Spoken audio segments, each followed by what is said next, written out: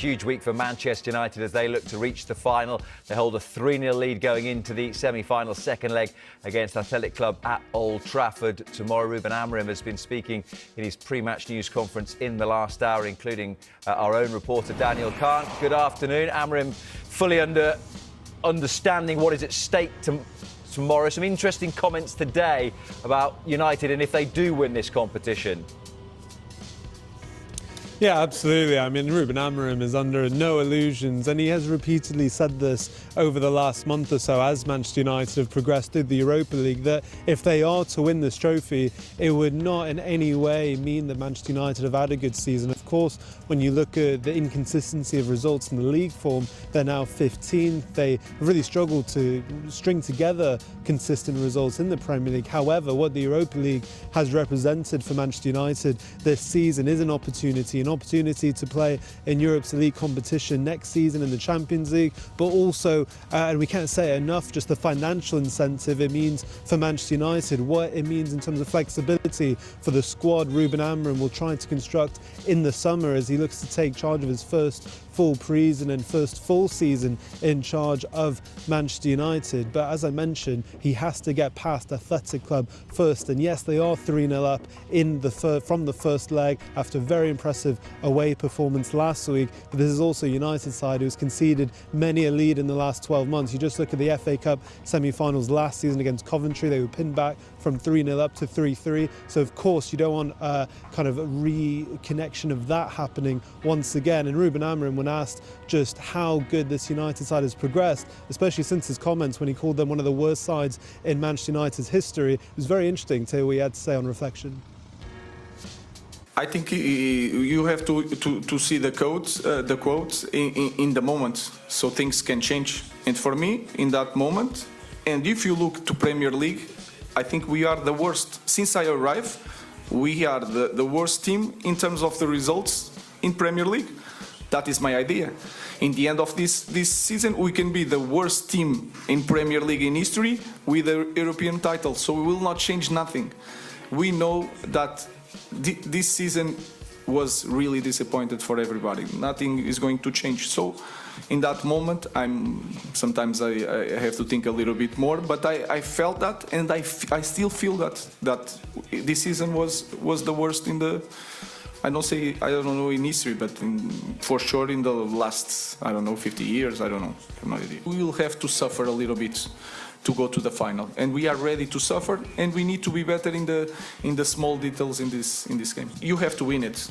As a manager, it's not like the same as a player. You want to play, you want to enjoy. When you are a manager, you have to win it, because if you lose in the final, it will hurt even more, especially in this kind of season. So we have to win it, but for that we need to focus on the semi-final. So interesting there that he says that the worst Premier League team ever to win a European trophy, if they do it, they'd be even worse without Bruno Fernandes this season. What's he had to say, Amorim, about his captain's future? Yeah, very interesting, Rob, because Bruno Fernandes, in the last 24, 48 hours, his future has been brought up once again after being brought up multiple times this season. And Manchester United's captain, who has 19 goals, 18 assists in all competitions. You're right to ask there, where would United be without him? But in the last day or so, there's been widely reported that teams in Saudi Arabia are very interested in perhaps bringing Bruno Fernandes to their league in the summer. And we're talking about mouth-watering numbers. Reportedly, they want to propose to the Manchester United captain. And when the Manchester United manager, Ruben Amorim, who is very close to his captain, has repeatedly backed him this season, he was asked just about his future for his captain, and he was pretty adamant in his response as well. I think it's easy to understand that, not just because of the numbers, but the way he plays, the importance that he has during his 5 years, I think, here. He's a top player. We need the top players. He's a leader. He's the captain. So he's really important. It's normal that there's a lot of clubs that want a player like Bruno, like Garnacho, like others, but we want to keep the best players. And Bruno is clearly one of the top players in the world. So our idea didn't change. We want Bruno here. So that's Bruno Fernandes' future. What about Alejandro Garnacho's? Yeah, absolutely, Rob. Well, this was a player who was once again linked with a move away in January, linked with the likes of Chelsea, but also Napoli, because we know Manchester United have to raise funds in this present moment when they look to bring in players. But actually, you look at Alejandro Garnacho, especially in recent weeks. Look what he did on Sunday against Brentford, an assist for Mason Mount and a fantastic goal for United. Second, a 1-2 put in the top bins off the back of that. And I think he's someone who perhaps even he admitted this afternoon struggled when Ruben Amorim first came in halfway through the season. Where would he fit in this 3-4-2-1 system as a 10? But actually he said that he's really learnt a lot about himself. But again, questions around his future. Is it at Old Trafford and Manchester United, having come here as a teenager? Well, he had a pretty adamant response as well to the press this afternoon.